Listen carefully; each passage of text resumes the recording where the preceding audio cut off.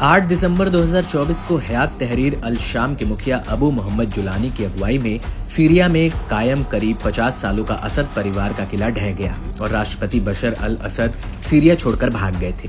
इस दौरान पूरे सीरिया में हड़कंप मचा था और वहीं मौका पाते ही नेतन्याहू ने आईडीएफ को सीरिया में बने यूएन के बफर जोन पर कब्जा करने का आदेश दे दिया था। एक तरफ जहां जमीन से आईडीएफ सीरिया की जमीन पर कब्जा कर रही थी, वहीं दूसरी तरफ इजरायली एयरफोर्स सीरिया में तमाम सैन्य अड्डों को तबाह करने में लगी हुई थी और अब आईडीएफ ने सीरियन आर्मी के 80% सैन्य अड्डों को मिट्टी में मिला दिया। वहीं दूसरी तरफ इजरायल ने भी ये ऐलान कर दिया है कि गोलन हाइट्स अब हमेशा के लिए सीरिया का हिस्सा रहेगा और आईडीएफ ने सीरिया के माउंट हेरमन पर भी कब्जा कर रखा है। आईडीएफ का कहना है कि सर्दियों तक आईडीएफ वहां तैनात रहेगी, लेकिन इस सब के बीच कई मीडिया रिपोर्ट्स में ये खबर आई कि आईडीएफ बफर जोन से आगे बढ़कर दमिश्क से महज 25 किलोमीटर की दूरी पर तंबू गाड़े रख खड़ी है और आईडीएफ के इसी कदम से ये चिंता जाहिर की गई थी कि इजरायल मौके का फायदा उठाकर सीरिया की जमीन पर कब्जा करने की फिराक में है। लेकिन कई मीडिया रिपोर्ट्स में ये बात साफ हो चुकी है कि पर्दे के पीछे से अमेरिका और इजरायल ने एचटीएस को खुला समर्थन दिया था, जिसके दम पर एचटीएस ने असद को सीरिया से खदेड़ दिया। लेकिन इस सब के बीच ये भी कहा गया कि एचटीएस सत्ता संभालने के बाद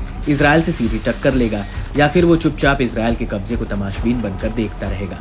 लेकिन अब इस पूरे मामले पर एचटीएस के मुखिया अबू मोहम्मद गुलानी ने चुप्पी तोड़ी है। उनका कहना है कि हम इजरायल के साथ किसी भी संघर्ष में पड़ने वाले नहीं हैं। जुलानी ने इसके बाद इजरायली हमलों को लेकर कहा कि इजरायल के पास अब सीरिया में हमला करने का कोई कारण नहीं है क्योंकि हिजबुल्लाह और ईरान अब यहाँ नहीं है। हालांकि जुलानी ने अपने बयान में यह भी कहा कि हमारी ईरानी जनता के साथ कोई दुश्मनी नहीं है। हालांकि जुलानी ने यह जरूर कहा कि सीरिया में असद सरकार को हटाने वाले अमेरिका और ईरान समर्थित हमले क्षेत्र में खतरनाक ईरानी पॉलिटिकल प्रोजेक्ट पर एक बड़ी जीत थे।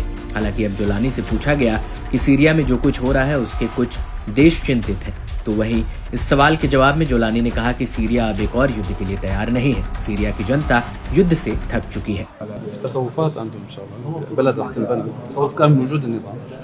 النظام اليوم زاد الحمد لله، بالعكس البلد راكده الامام ان شاء الله، وراح الاستقرار الطويل. تعبت سوريا من الحرب، فهي مو جاهزه ابدا لتدخل في الحروب ولا ناويه تدخل في الحروب اطلاقا.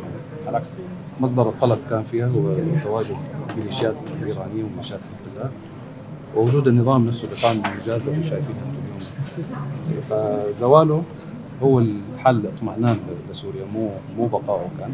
ووجودنا الجديد نحن الحمد لله انه غير مثير لاي قلق ان شاء الله، ما ينبغي ان يكون هكذا. आपको बता दें कि सीरिया में असद सरकार के तख्ता पलट के पीछे मुख्य रूप से तुर्की, अमेरिका और इजरायल का हाथ बताया जा रहा है। हालांकि इससे पहले साल 2011 में ये कोशिश हुई थी, लेकिन असद ने रूस और ईरान के सपोर्ट के दम पर इस विद्रोह को कुचला था।